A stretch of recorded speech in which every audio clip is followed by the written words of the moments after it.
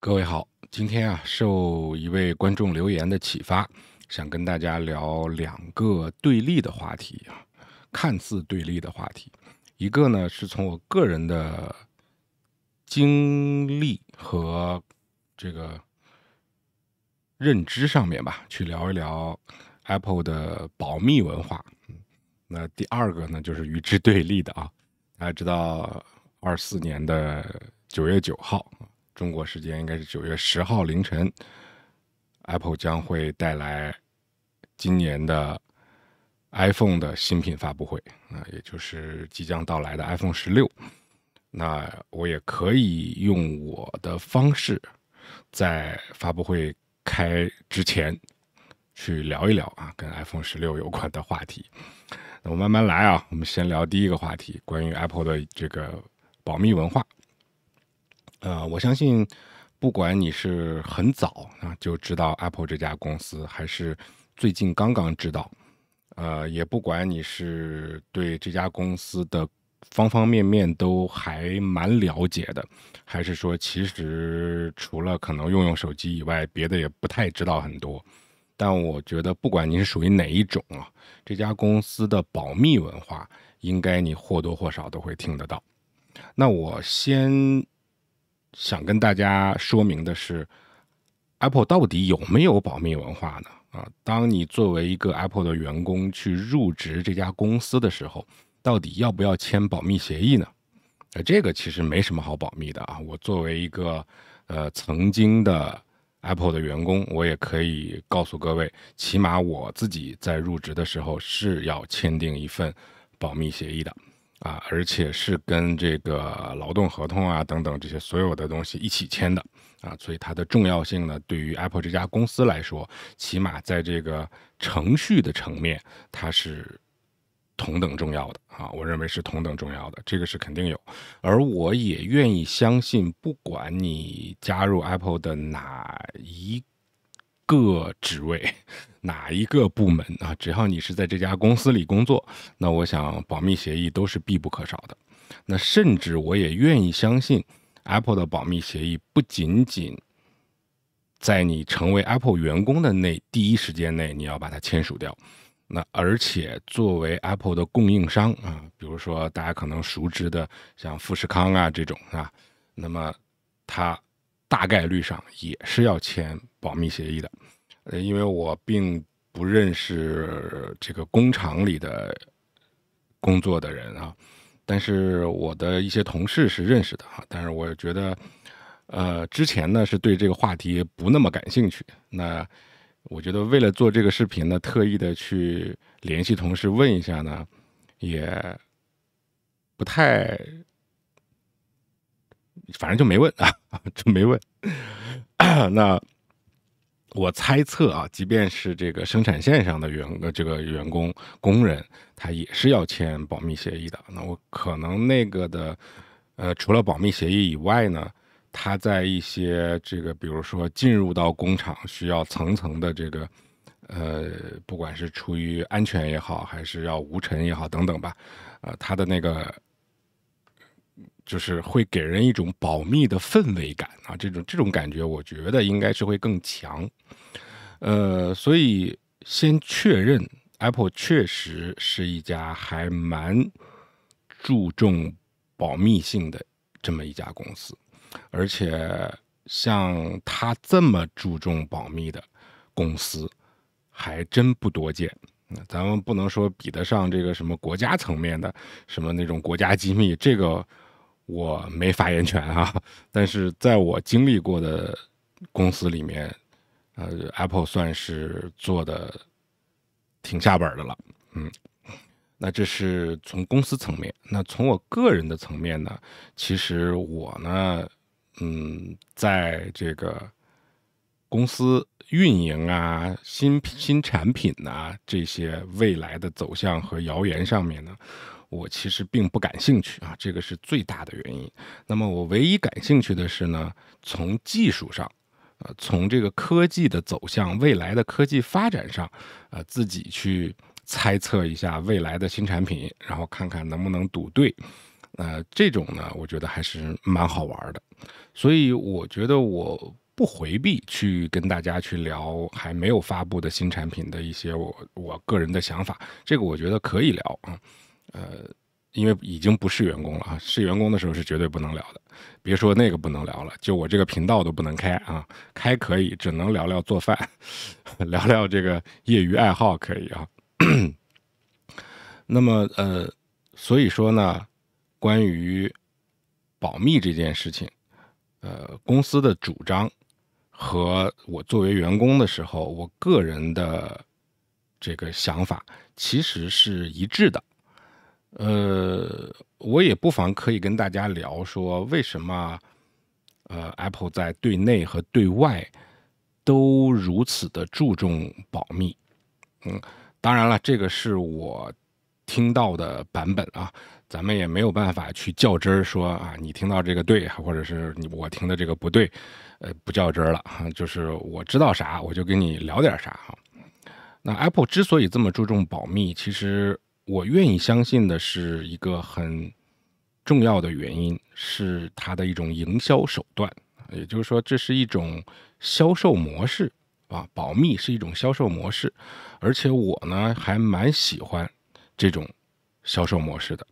跟其他的不太一样。那么，为什么说这是一种销售模式？因为你在憋一个大招的时候，你肯定不希望在你放出这个大招之前，被人把它都招破解了吧？虽然作为一家商业公司和他自己的用户之间并不是敌对关系啊，而是站在一起的这么一个关系。那对于我们的服务对象啊，对于 Apple 这服务对象，也就是包括我在内的各位用户来说，其实保留一份惊喜是你享受 Apple 产品的一个部分啊，起码我自己是这样认为的。这个惊喜呢，对于大部分的普通用户来讲，可能就是他无意当中学到了一个新功能，而这个功能正好对他有用啊。比如说你看到我这个视频当中讲到的某一点，你正好觉得这个东西有用。我还记得在我讲任务管理器的那个视频里面，就有一位观众留言说，看我的视频他学到了可以这个左右滑动返回主屏幕的那个条条啊，然后来快速的切换最近使用的这个任务。那我觉得像这种原来用了蛮久都不知道，现在机缘巧合不知道从哪一个方面突然知道了，这种呢其实就是一个对于普通用户来讲小型的惊喜。而我认为但凡您是 Apple 的用户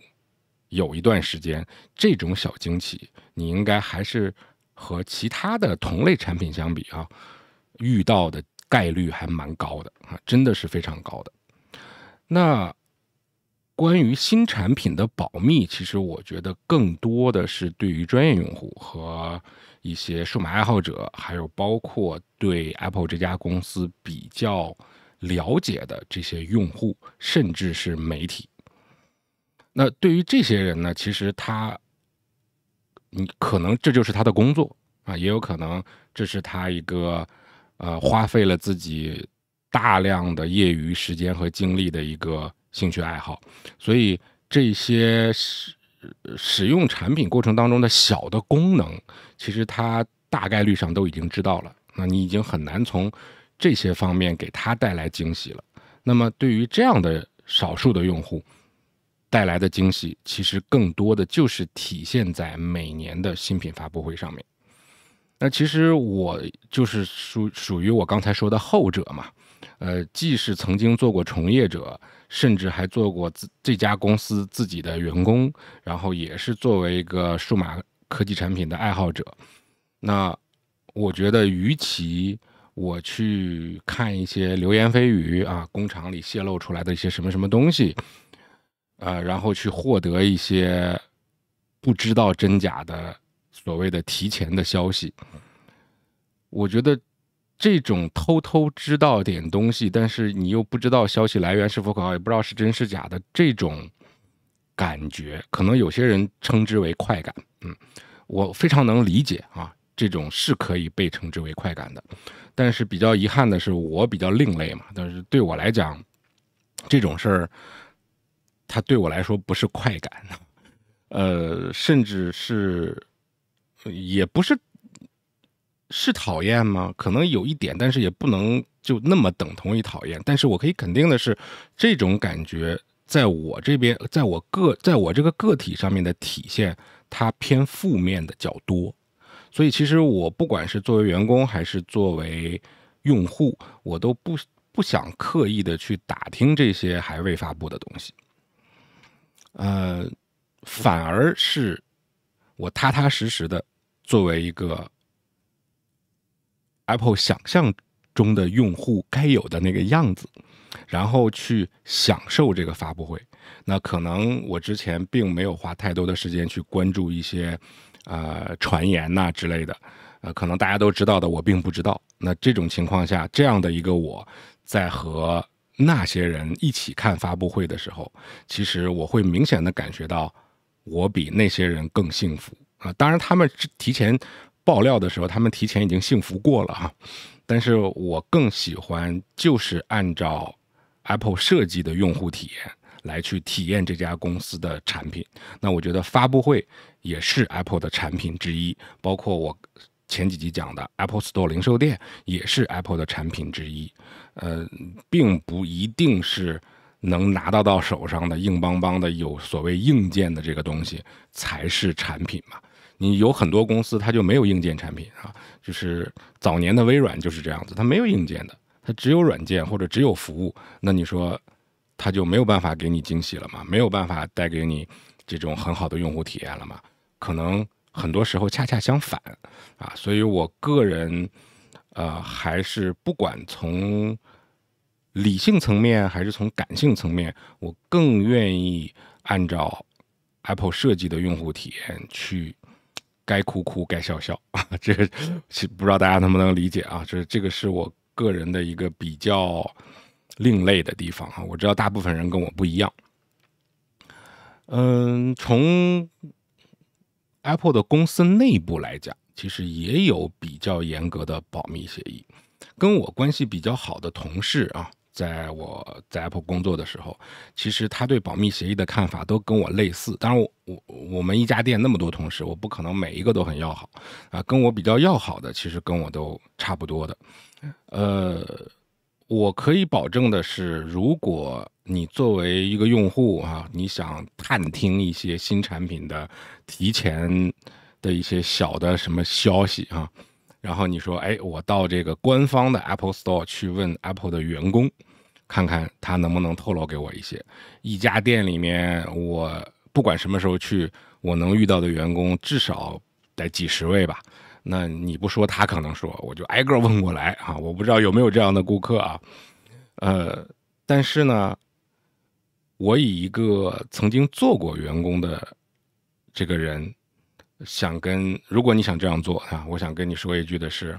即便有员工愿意跟你去所谓的透露，如果你足够聪明，你也不应该相信他。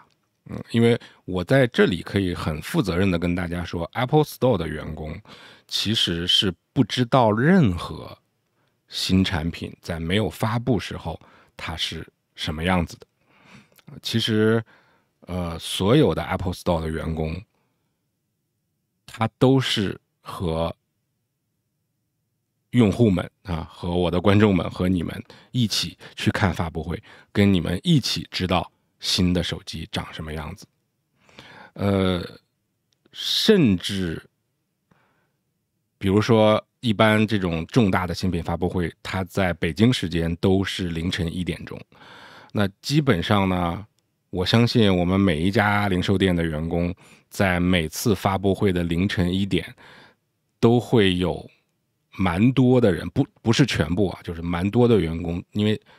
大部分员工也都喜欢这个嘛，就是自发的组织啊，晚上不睡觉，然后去把发布会看完。然后看完之后呢，我相信也一定会有这个员工自发的去把发布会的内容自己总结、自己写好，然后第二天商店开门之后，先分享给昨天晚上没熬夜的、没看发布会的同事，然后早上10点开店迎客，然后再每一个员工再分享给各位。其实跟大家相比，没有任何提前量啊，这个是我可以透露给各位的。我遇到太多的顾客来我们店里面去打听这些内部消息、小道消息，那可能我们绝大部分的员工都是说不知道哈，就是会拒绝他啊，但是拒绝的基本上也都是10句有8句都是就是那抱歉我真的不知道，就类似于这种嘛。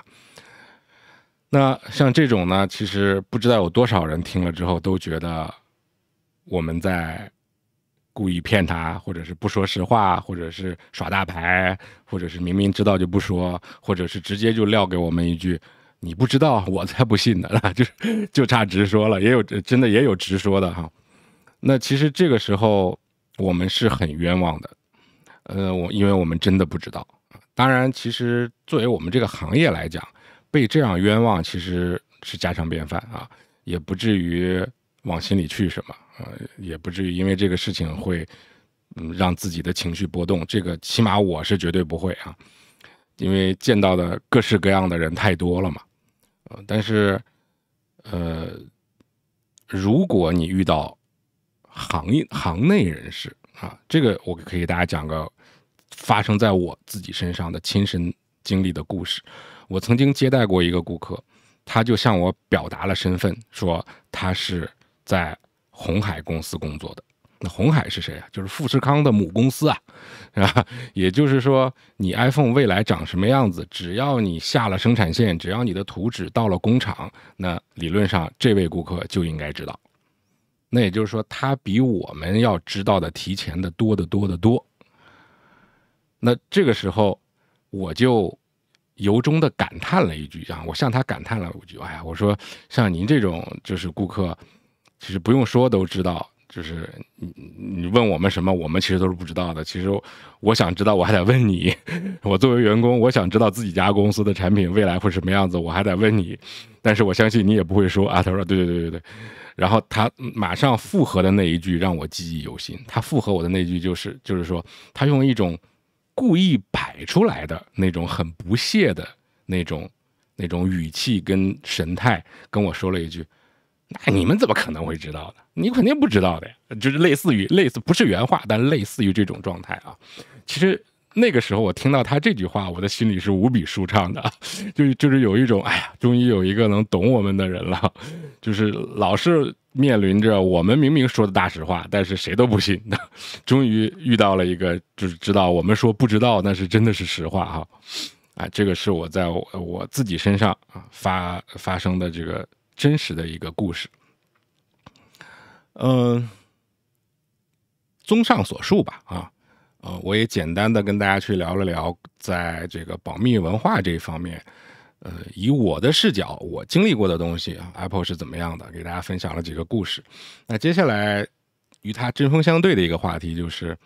我也可以从技术上去猜测一下9月9号或者北京时间9月1号凌晨要发布的 iPhone 16系列会有怎么样的变化，或者说哪些是没有变化的。那还是那句话，我可以猜啊，可以聊这个话题，但是呢，我更多的是从一个用户，从一个科技爱好者的角度，以这个科技的发展走向啊，去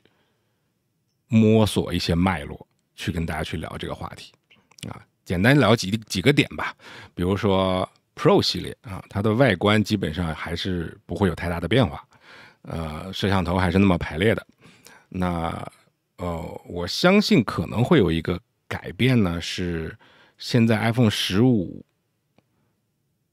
系列里面啊，它新增加的那个自定义按钮，可能会在 iPhone 16里面进一步的增加啊，也就是说，以后 iPhone 身上的实体按钮可能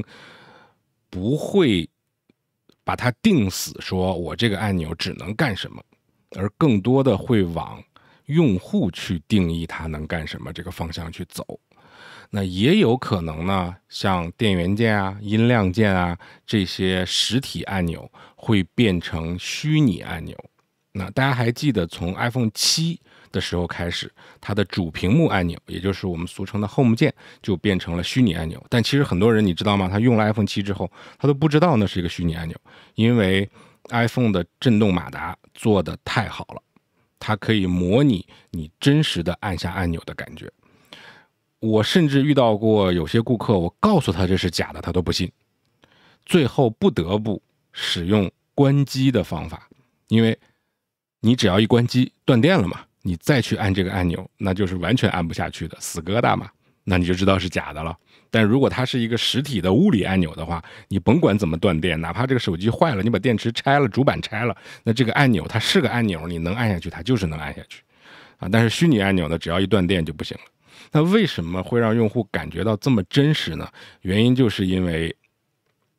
线性马达，但这个我不想再扩展了，因为在我的瓜子泡茶听 iPhone 的前10期节目，也就是第1季的时候，我讲 iPhone 硬件的时候，一定会讲过啊。iPhone 7是一个有划时代意义的改变，因为它牺牲了电池而实现这种互交的模式啊。这个感兴趣的，请翻我的第1季的内容啊，找一找标题，一定会有的。我觉得还是蛮有意思的一个小的知识点吧。那么就像这个 iPhone 7那个时候把 Home 键换成虚拟按钮一样，我相信未来的 iPhone 16，哪怕 iPhone 17啊，就反正未来的发展方向应该就逐步的去掉 iPhone 上面的这些实体按钮啊。我相信未来的 iPhone 应该是周身上下没有任何的开槽和按钮的。我觉得是会往这个方向努力的啊，但什么时候真的能实现不一定。但是能去掉一个按钮，其实对防水性能啊，对易用性啊，对它的这个不易损坏的程度啊，都是会有一个很好的提高的啊。我个人还是比较赞同这个的。为什么这么猜呢？因为在 iOS 18的测试版里面，我们已经能够看到，当你按下一个按钮，比如说音量键、音量加、音量减，包括电源键，当你按下一个按钮的时候，我们是能够在屏幕上看到一个虚拟的动画啊，就是一个按钮被按进去的那种小的动画的。那有理由猜测啊，这个可能会被替代掉。